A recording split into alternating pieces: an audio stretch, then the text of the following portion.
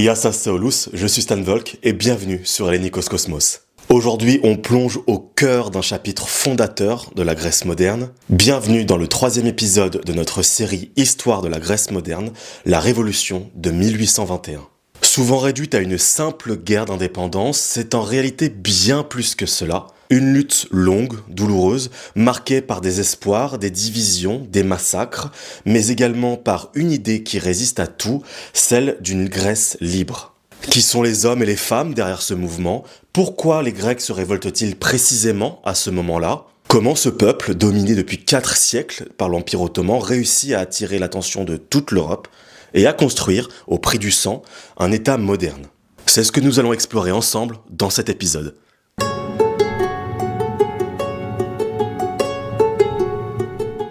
Au début du 19e siècle, tandis que l'Empire ottoman lutte pour maintenir son autorité sur ces vastes territoires, un vent d'espoir souffle parmi les Grecs. Le souvenir de l'antique liberté grecque, les héros de Byzance, la fierté d'être hellène, tout cela réveille les consciences. Dans les salons de Vienne, les ruelles de Constantinople ou le port de Marseille, on chuchote, on espère. C'est à Odessa, en 1814, que naît une organisation qui va tout changer, la Philikieteria, ou Société des Amis. Ses fondateurs, 3 marchands grecs inspirés par les idéaux de la Révolution française, rêvent d'une Grèce libre. Ils tissent des réseaux secrets, recrutent des patriotes de tous milieux, aristocrates, marchands, moines ou encore soldats. Des figures centrales émergent, Papaflessas, un prêtre fougueux et idéaliste, Mavrokordatos, fanariote raffiné et diplomate, ou encore Kapodistrias, grand homme d'État au service de la Russie. Leur but, renverser la domination ottomane. Mais l'Europe, verrouillée par la Sainte Alliance, interdit toute révolte. La Sainte Alliance est un pacte signé en 1815 qui régissait la diplomatie européenne. Elle dévoile 2 idées. La première est le respect des pouvoirs en place considérés comme légitimes, et la seconde est la non-ingérence dans les affaires intérieures des États. Ce pacte a été signé pour contrer les différents mouvements libéraux et nationalistes qui commençaient à émerger partout en Europe. La Grèce devra donc combattre seule.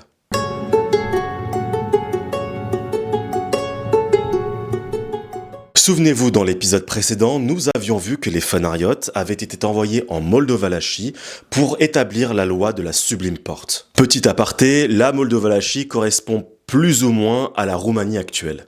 Et nous avions vu que les locaux considèrent les Grecs comme des collaborateurs de la Sublime Porte. Alors, second aparté, la Sublime Porte, c'est comme ça que l'on appelle le pouvoir de l'Empire ottoman. Dès 1819, on propose à Ioannis Kapodistrias, qui a des origines nobles de l'île de Corfou, de devenir ministre des Affaires étrangères de la Russie. C'est un homme reconnu à l'échelle européenne. Et on lui propose alors de prendre la tête du soulèvement contre les Turcs. Mais celui-ci refuse. Après le refus de Ioannis Kapodistria, Alexandros Ypsilantis, aristocrate byzantin et officier du tsar, est choisi par la Philikieteria pour reprendre la tête du soulèvement. Dès 1820, il prépare un plan de soulèvement depuis la Moldovallachie en collaboration avec la société secrète. Il donne alors sa démission au tsar et de par sa relation privilégiée avec la Russie, celle-ci lui accorde son soutien. Fin 1820, plusieurs personnes, et en particulier Papaflessas, membre de la société secrète et clergé, sillonnent le Péloponnèse pour soulever les foules. Mikhail Soutsos, un autre membre important de la Philikieteria, fournit une armée et on réunit des centaines de volontaires. Dans cette armée, il y a surtout ce qu'on appelle le bataillon sacré, un bataillon formé par des étudiants d'Odessa. Le 24 février 1821, le soulèvement commence et fin mars, le mouvement représente des milliers de personnes qui se dirigent d'abord vers Bucarest. Une des batailles les plus importantes se déroule le 7 juin 1821 à Dragaçani et se solde par le massacre du bataillon sacré. Ce soulèvement durera 9 mois et sera un échec. Les habitants de Moldovallachie ne le soutiennent pas, le tsar se désengage publiquement et l'insurrection se trouve isolée. Ypsilantis est capturé peu après, excommunié par Grégoire V sous la menace des Turcs et emprisonné en Autriche pendant 6 ans. Il finira par mourir de mauvais traitements. Malgré cet échec militaire, la révolution grecque a commencé. La flamme ne s'éteindra plus.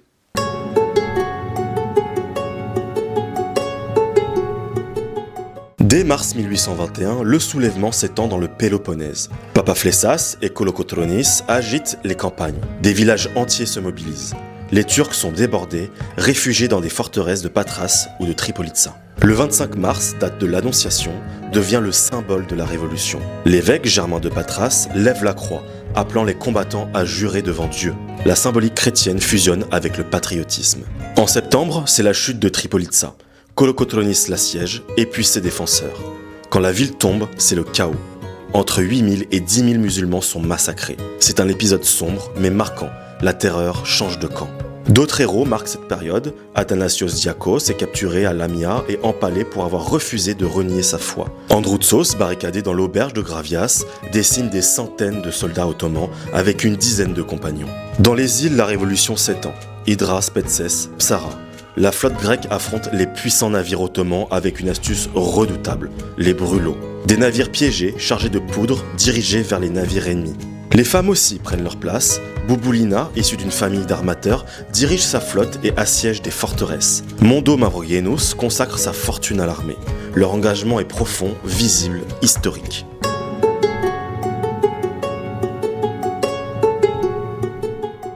Après les premiers succès, les dissensions internes commencent à apparaître. L'unité politique tant espérée vole en éclats. En janvier 1822, la première Assemblée nationale à Épidore proclame solennellement l'indépendance de la Grèce et adopte une constitution libérale inspirée des modèles occidentaux. Mais cette construction institutionnelle est minée de l'intérieur par les rivalités régionales et sociales. Deux camps principaux se forment. D'un côté, les notables et intellectuels éduqués, souvent francophones, maîtrisant les codes de la diplomatie et des salons. De l'autre, les chefs de guerre, issus des montagnes ou des campagnes, des klephtes devenus généraux, porteurs d'une légitimité militaire et populaire. Kolokotronis, Nikitaras, Odysseas Androutsos s'opposent ainsi aux Mavrokordatos, Ypsilantis et autres dirigeants politiques. Entre 1823 et 1825, deux guerres civiles éclatent. La première oppose Kolokotronis aux forces de Mavrokordatos, la seconde, plus large, plonge le pays dans le chaos. La Grèce se divise en zones d'influence, la désorganisation règne, et pendant que les Grecs s'entre-déchirent, l'ennemi en profite. C'est dans ce contexte de guerre intestine que l'Empire ottoman fait appel à son puissant vassal, Mehmet Ali d'Égypte. En échange de promesses territoriales, la Crète, Chypre ou encore des terres dans le Péloponnèse, il envoie son fils Ibrahim Pacha. En 1825, il débarque avec une armée disciplinée et bien entraînée, dotée d'artillerie moderne et encadrée par des officiers européens. Ibrahim mène une guerre de terreur. Il incendie les villages, rase les moissons, déporte les populations. À la différence des Grecs, souvent désorganisés et désunis, son armée est méthodique. En 1826, il encercle Missolonghi, déjà affaibli par un premier siège en 1822. Le blocus dure des mois, les vivres manquent, les épidémies déciment la population. Le 10 avril 1826, dans une tentative désespérée, les habitants organisent une sortie nocturne. Mais les Ottomans ont été prévenus. La plupart des combattants sont massacrés. Ceux qui restent préfèrent la mort à la soumission. Certains se font exploser avec de la poudre, d'autres préfèrent se jeter à la mer. Ce drame marquera profondément l'Europe. 2 ans plus tôt, en 1822, un autre massacre a bouleversé les opinions, celui de Chios. L'île prospère et relativement neutre est envahie par la flotte ottomane. En quelques semaines, elle est ravagée. 25 000 personnes sont massacrées, 50 000 vendues comme esclaves. Delacroix, dans son célèbre tableau Le massacre de Chios, immortalise cette horreur. La Grèce, par son martyr, entre dans la conscience collective européenne. À cela s'ajoutent des répressions en Crète, à Kassos, à Psara. À Kassos, tous les hommes sont passés par les armes, les femmes et les enfants déportés à Alexandrie. À Psara, les défenseurs font sauter la poudrière plutôt que de se rendre. L'héroïsme devient tragédie et la révolution menace de s'éteindre sous la botte de l'Égypte.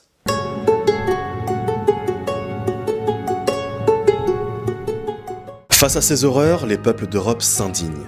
Le philhellénisme, mouvement intellectuel, artistique et politique en faveur de la cause grecque, prend une ampleur inédite. Poètes, artistes, penseurs s'enflamment. Victor Hugo écrit ses Orientales, Lord Byron, déjà célèbre, s'embarque pour la Grèce et meurt à Missolonghi en 1824, devenant un martyr romantique. Le peintre Delacroix, les écrivains Béranger, Chateaubriand, Lamartine, tous célèbrent la Grèce souffrante. Les volontaires affluent. En Suisse, en Allemagne, en Italie, les communautés philhellènes lèvent des fonds, achètent des armes, envoient des médecins et des soldats. La guerre grecque devient une cause européenne, un symbole de la lutte entre lumière et obscurantisme, civilisation et barbarie. Sous la pression populaire, les gouvernements changent d'attitude. En 1827, la France, le Royaume-Uni et la Russie signent le traité de Londres. Ils s'engagent à imposer une paix négociée entre la Grèce et l'Empire ottoman. Devant le refus du sultan, ils envoient une flotte conjointe. Le 8 octobre 1827, à Navarin, a lieu une des batailles navales les plus décisives du 19e siècle. La flotte alliée détruit la marine turco-égyptienne. La voie est ouverte. En 1828, la Russie déclare la guerre à l'Empire ottoman. En 1829, le traité d'Andrinople accorde l'autonomie grecque sous autorité ottomane. Mais la dynamique est enclenchée. En janvier 1830, le protocole de Londres proclame l'indépendance de la Grèce. Elle ne sera plus une province, mais un État. Mais cette indépendance est conditionnée, les puissances imposent leur modèle, le régime sera monarchique, le roi ne sera pas grec. Ce sera Othon de Bavière, un prince catholique sur un trône orthodoxe. L'indépendance grecque naît dans la dépendance diplomatique. Pour gérer la transition, les puissances confient le gouvernement à Ioannis Kapodistrias, ancien ministre des Affaires étrangères du Tsar. Arrivé en 1828 à Nauplie, il tente de créer un État moderne. Réforme de la fiscalité, organisation de l'armée, création de la Banque nationale ou encore introduction de la drachme. Il fonde des écoles, construit des routes, établit un cadastre. Mais il agit seul, parfois brutalement. Les notables, exclus du pouvoir, complotent contre lui. Le 9 octobre 1831, il est assassiné devant une église à Nauplie par les frères Mavromichalis. La Grèce indépendante entre dans la modernité avec le sang de son premier gouverneur. La révolution grecque, c'est une histoire de résistance, de contradiction, mais aussi de résilience. Mais c'est surtout le moment où un peuple décide de relever la tête et décide d'écrire lui-même sa propre histoire. Merci d'avoir regardé cet épisode jusqu'au bout. C'était l'épisode 3 de l'histoire de la Grèce moderne, dédié à la révolution de la Grèce. Si cet épisode vous a plu, n'hésitez pas à liker, à partager, à vous abonner et à surtout activer la cloche de notification pour être sûr de ne manquer aucun prochain épisode. Vous pouvez également me suivre sur Instagram, mais également me soutenir sur la plateforme participative Tipeee. Les liens sont dans la description de cette chaîne. Et comme toujours, les commentaires sont ouverts si vous voulez partager vos réflexions ou poser vos questions, toujours dans la bienveillance, évidemment. C'était Stan Volk, à bientôt dans le 4e épisode de notre voyage sur l'histoire de la Grèce moderne. Sur ce, Nastekala.